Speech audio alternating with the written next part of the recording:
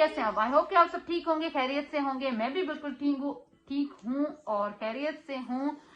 तो गाइज, आज की वीडियो आपके लिए बहुत ही इंफॉर्मेटिव होगी। गवर्नमेंट ऑफ यूके ने 4 दिसंबर को कुछ रूल्स अनाउंस किए थे जो बहुत ही स्ट्रिक्ट रूल हैं, ऑब्वियसली है, सबके लिए है। हर वीजा कैटेगरी में कुछ ना कुछ उन्होंने रिस्ट्रिक्शंस लगाई हैं। तो वो मैंने आप लोगों से शेयर भी की थी अपनी एक वीडियो में। 4 दिसंबर के बाद लोगों की बहुत सारी लोगों को नेगेटिव और अपोजिशन से लोगों से, इवन के ब्रिटिश जो लोग हैं, यहाँ के गोरे हैं, उनकी तरफ से भी उनको बहुत ज्यादा नेगेटिव बिहेवियर का सामना करना पड़ा। तो उसमें उन्होंने थोड़ी सी, यानी कोई रूल को चेंज नहीं किया है टोटली, थोड़ी सी फ्लेक्सिबिलिटी लाई है। 21 दिसंबर को उन्होंने कुछ डिटेल से बताया है। तो लोग जो कह रहे हैं कि यूटर्न लिया है या कुछ, ऐसा कुछ नहीं है। तो थोड़ी बहुत चेंजिंग की है, वो मैं आप लोगों के साथ शेयर करने लगी हूँ। तो आपने क्या करना है, आपने ये वीडियो पूरी देखनी है। आपके लिए बहुत ही हेल्पफुल होने वाली है, यूजफुल होने वाली है, इंफॉर्मेटिव है। तो काइंडली आप चैनल को, अगर आपने अभी तक सब्सक्राइब नहीं किया तो प्लीज मेरे चैनल को सब्सक्राइब करें और अपना कमेंट में जरूर बताइएगा कि आपको आज की वीडियो कैसी लगी है। तो चलिए स्टार्ट करते हैं। सबसे पहले मैं आप लोगों को बता दूं कि गवर्नमेंट ऑफ यूके ने केयरर्स के लिए डिपेंडेंट्स बंद कर दी है।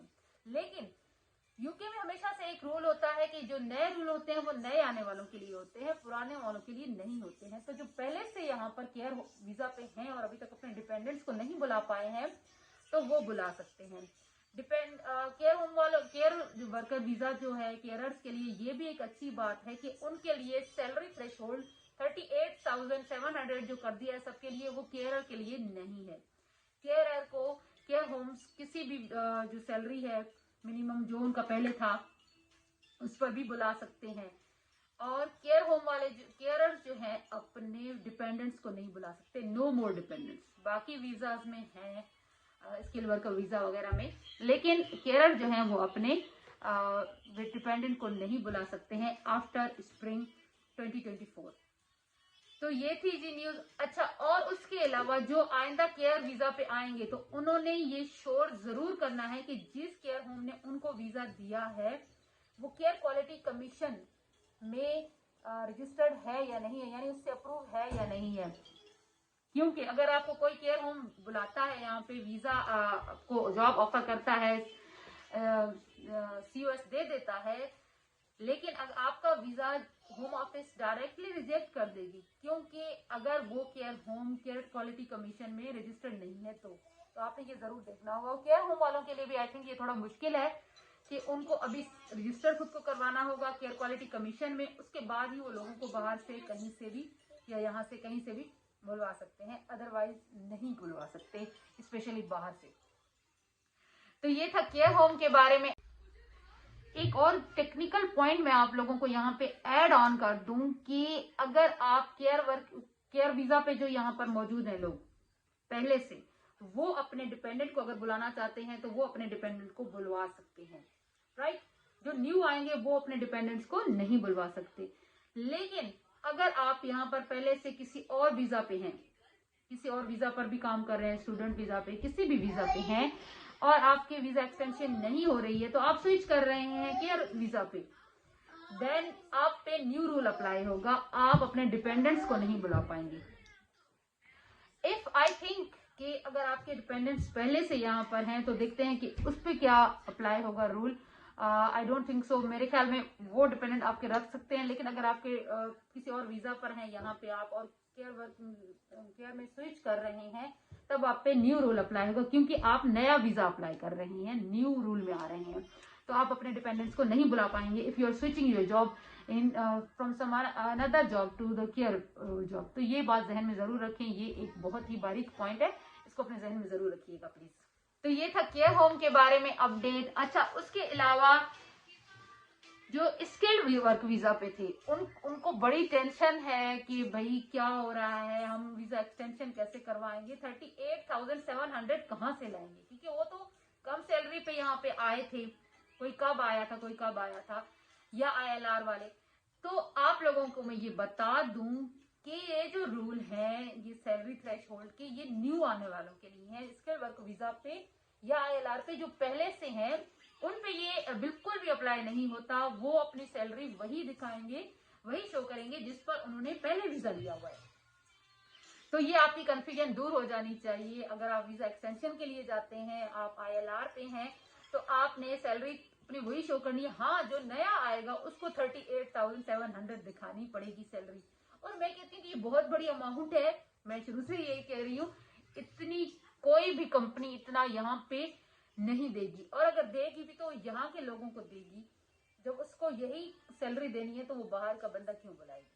ये बहुत ज्यादा है।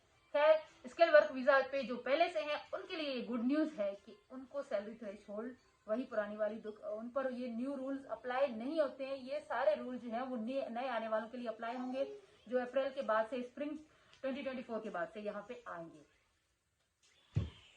कि देखिए, स्किल वर्कर वीजा है और केयर वर्कर वीजा है। आपको जब स्किल वर्क वीजा पे यहाँ पे आएंगे तो आपको 38,700 की सैलरी थ्रेशोल्ड, यानी जो कंपनी आपको 38,700 की सैलरी ऑफर करेगी यहाँ यूके से, तभी आप यहाँ पे आ सकते हैं और आप उसमें अपने डिपेंडेंट्स को ला सकते हैं। केयर वीजा पे ये अप्लाई नहीं होता। केयर वाले अपने डिपेंडेंट्स, उन पे फिर सैलरी थ्रेशोल्ड का अप्लाई नहीं होता, लेकिन वो डिपेंडेंट को नहीं ला सकते। ये दो अलग अलग चीजें हैं। यानी स्किल वर्क वीजा पे जो यहाँ पे 38,700 सैलरी थ्रेशोल्ड उसके पास होगा, वो यहाँ पे आएगा, अपने डिपेंडेंट्स को भी बुलवा सकता है, राइट। केयर वर्कर पे कोई सैलरी थ्रेशोल्ड नहीं है, लेकिन वो अपने डिपेंडेंट्स को नहीं बुला सकता। तो ये दो अलग अलग चीजें हैं, इन चीजों को अपने जहन में रखें। तो गाइस, अब कुछ बात करते हैं स्पाउस वीजा के बारे में। स्पाउस वीजा के बारे में मैंने आप लोगों को पहले भी बताया था कि स्पाउस वीजा की जो सैलरी थ्रेशोल्ड है वो 18,000 थी हमेशा से, मतलब काफी सालों से, 2012 से आई थिंक। लेकिन उन्होंने अभी उसको भी इसी कैटेगरी में कर दिया है, सैलरी थ्रेशोल्ड उसका भी 38,700 कर दिया, राइट। मैंने आप लोगों से भी ये न्यूज शेयर की थी। बट अभी गवर्नमेंट ने इसमें एक फ्लेक्सिबिलिटी की है, तो वो परेशान लोग ना हो जिन्होंने शादी की हुई है और लोगों को अपने डिपेंडेंट्स को यहाँ, सॉरी, अपने स्पाउस को यहाँ बुलाना चाहते हैं। अच्छा, मुझे याद आया, मैं आप लोगों को पहले एक बात क्लियर कर दूं कि स्पाउस वीजा कौन सा होता है। स्पाउस वीजा वो है, आप ब्रिटिश सिटीजन हैं, आप ILR पे हैं, आप यहाँ पे यूके में काम कर रहे हैं, आपने शादी बाहर से की हुई है, यानी इंडिया, पाकिस्तान, कहीं से भी, चाहे गोरा हो, गोरे भी बाहर से शादी करते हैं। तो ये जो सैलरी थ्रेशोल्ड था, ये सबके लिए बहुत ही परेशान करता।